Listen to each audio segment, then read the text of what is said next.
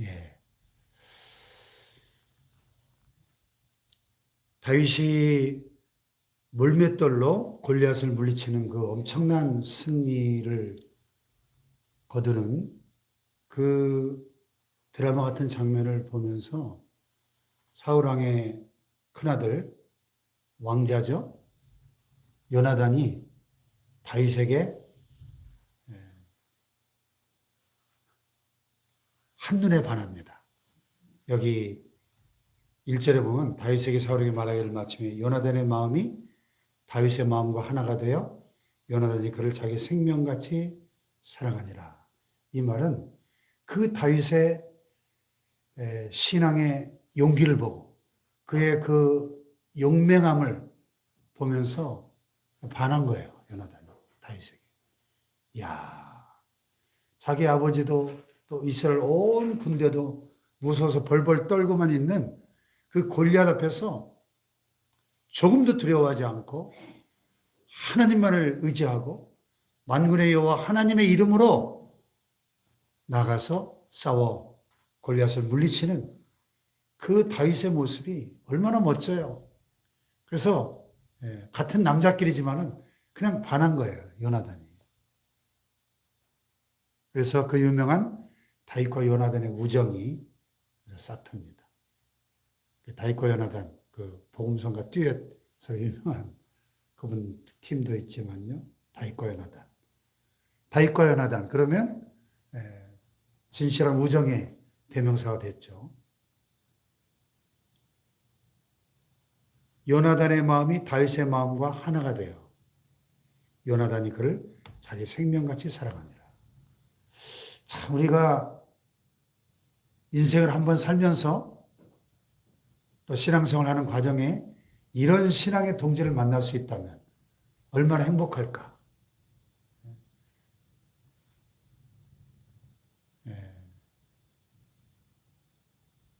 그 오래전에 그 함석헌 선생께서 그런 유명한 시를 지으셨죠.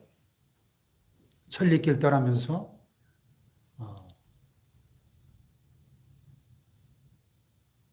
믿고 맡길 수 있는 그런 친구를 당신은 가졌는가? 뭐 그런 시 들은 기억이 나실 거예요. 그죠? 네. 천리길 떠나면서 내 처자를 믿고 맡길 수 있는 그런 친구를 자네는 가졌는가? 네. 다윗과 요나단. 참, 여러분, 저와 여러분의 관계가 이렇게 다윗과 요나단의 관계와 같이 정말 우리의 마음이 하나가 되고 우리가 서로를 자기 생명같이 사랑하는 이런 아름다운 신앙의 파트너들이 될 수 있기를 축복합니다. 네.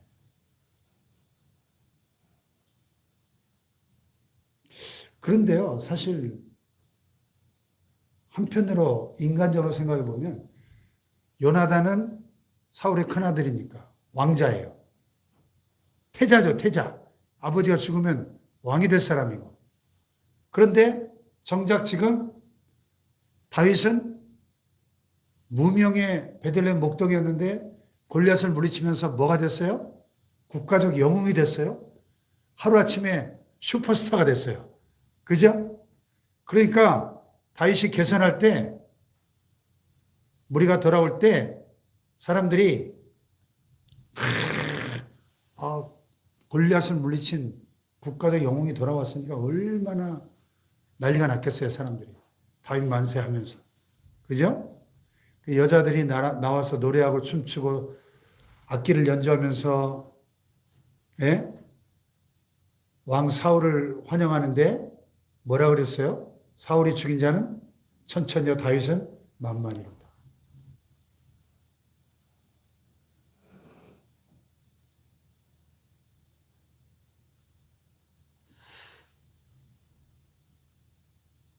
아니, 이 말의, 이 노래의 본질은 뭐예요? 다윗이 국가적 위기에서 골리앗을 물리친 그 공로를 찬양하는 그런 내용이잖아요. 사울과 다윗을 비교하기 위한 게 아니죠. 그런데 사울은 그 말에 어떻게 됐어요? 불쾌하여 심히 노했다. 사울의 마음속에 있는 시기 질투심이 폭발해 버린 거예요. 다윗에게는 만만을 돌리고 내게는 천천만 돌리니 그가 더 얻을 것이 나라 말고 무엇이냐? 자, 똑같은 상황인데요. 요나단은 다윗의 멋진 모습에 반해서 그와 마음이 하나가 됐는데 아버지는 질투심이 폭발해가지고 그날부로 사울이 다윗을 주목하였더라. 왜 주목했어요? 질투의 눈으로 다윗을 바라보기 시작한 거죠. 물론 진작 사울은 교만하고 불순종해서 하나님께 버림받았지만 이때로부터 다윗은 사울의 질투의 대상이 돼서 제거해야 될 대상 정적 1호가 된 거죠. 그래서 기나긴 다윗의 도피 망명 생활이 시작되지 않습니까? 사실 질투하기로 하면 요나단이 더 질투해야 되지 않겠어요? 왜냐하면 자기의 태자의 자리를 위협할 수 있는 사람이 아닙니까, 다윗이? 자기가 왕이 돼야 되는데 다음에.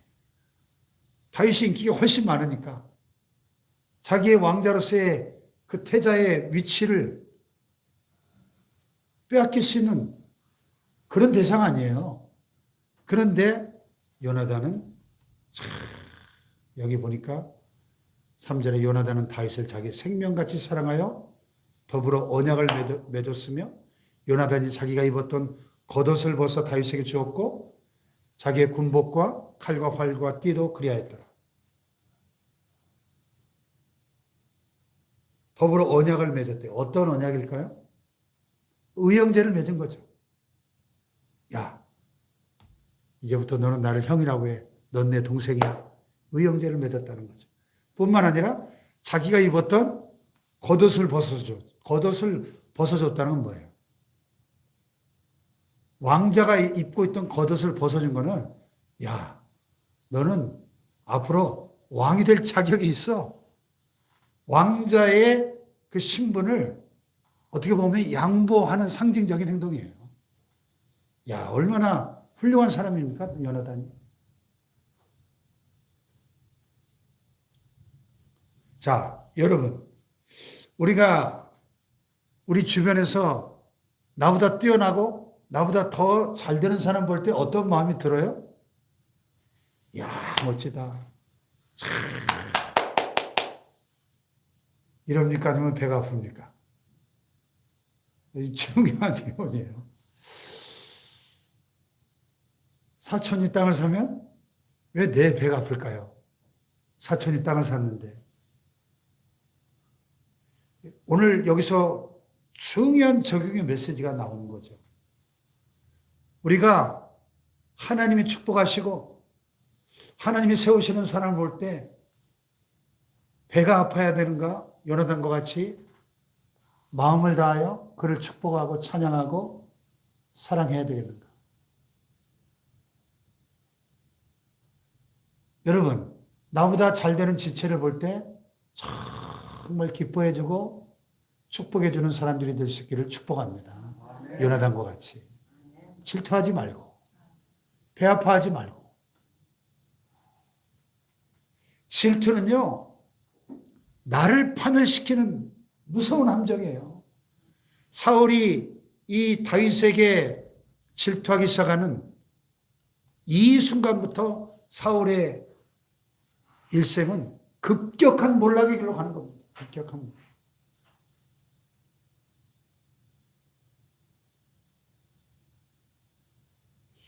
제가 이 질투에 대해 설교하면서 오래전에 그런 예화를 들었죠. 어느 마을에 아주 친한 두 친구가 있었는데 연설대에 나가서 이 친구가 대상을 받았어요. 자기는 못 받았는데. 큰 상이었기 때문에 마을 사람들이 막 플랜카드를 걸고 경축 걸고 막 동상까지 세워줬어요. 그 친구의 동상을 보면서 마을 사람들이 막 찬양하고 하니까 이 또한 친구가 너무 배가 아픈 거예요.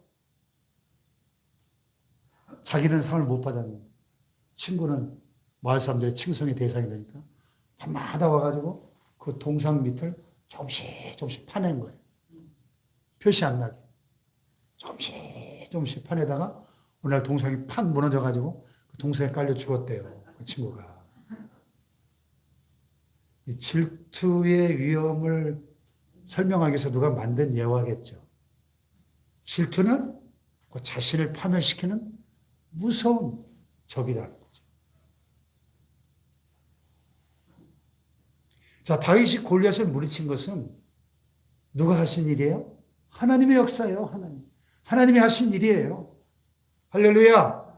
하나님이 쓰시는 사람을 볼 때, 하나님의 역사가 나타날 때, 하나님이 세우시는 사람을 볼 때 우리가 마땅히 함께 기뻐하고 함께 축복해야 될 거 아니겠어요? 근데 더 많은 경우에 사람들은 질투하고 시기하고 배 아파하더라는 거예요. 안타까운 일이죠. 심지어 우리 목회자들의 세계도 보니까 그렇더라고요. 예? 정말 뛰어난 그런 분들을 볼 때, 잘 되는 분들을 볼 때 정말 내 안에 함께 기뻐하고 축복하는 마음이 있는가. 여러분 창세기 12장에 하나님께서 아브라함에게 뭐라 그랬죠? 너를 축복하는 자에게는 내가 복을 내리고 너를 저주하는 자에게는 내가 저주하리라. 아멘. 여러분 하나님이 축복하시는 사람을 볼 때 축복하세요. 할렐루야. 함께 복을 받는 겁니다.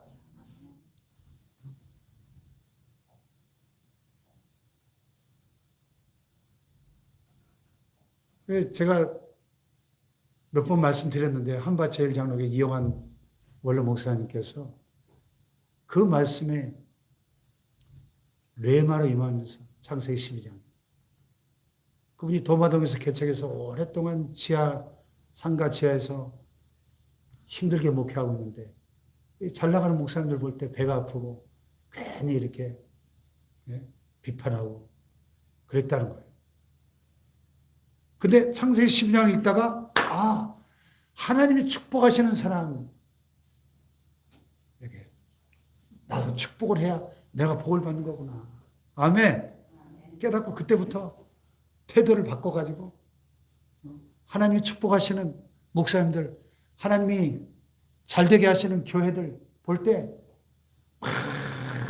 적극적으로 축복했다는 거예요. 하나님 조영기 목사님을 축복해 주시고 장경동 목사님을 축복해 주시고 할렐루야. 길 가다 큰 개 보면 막 축복했다는 거예요. 근데 우리 목사님들 마음속에 우리 교회는 이렇게 조그만데 큰 개를 보면 배가 아프거든요. 네? 이건 고쳐야 될 태도입니다. 하나님이 축복하시는 주의 종들, 하나님의 교회들 볼 때 교회가 잘 돼야지 기뻐하고 축복할 때 그게 나에게 복이 된다는 걸 알아야 됩니다. 할렐루야. 나에게.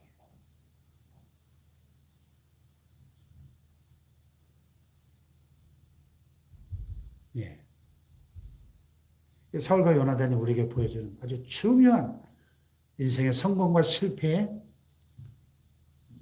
열쇠. 요나단은 영원히 아름다운 우정의 대명사가 됐고 사울은 영원히 실패의 대명사가 됐어요. 왜? 이 질투를 극복하지 못했기 때문에. 그러나 요나단은 마땅히 질투심의 포로가 되어야 될 그런 상황 속에서 그의 마음은 다윗을 흠모하고 다윗을 축복하고 다윗을 사랑했다는 겁니다. 할렐루야. 여러분 요나단이 되시겠습니까? 사울이 되시겠습니까? 내일 본문입니다마는 사울이 질투에 사로잡히는 그날로 그 이튿날 하나님께서 부리시는 악령이 사울에게 힘있게 내리매. 이 질투와 시기의 마음은 누가 주는 마음이에요? 마귀가 주는 마음이에요.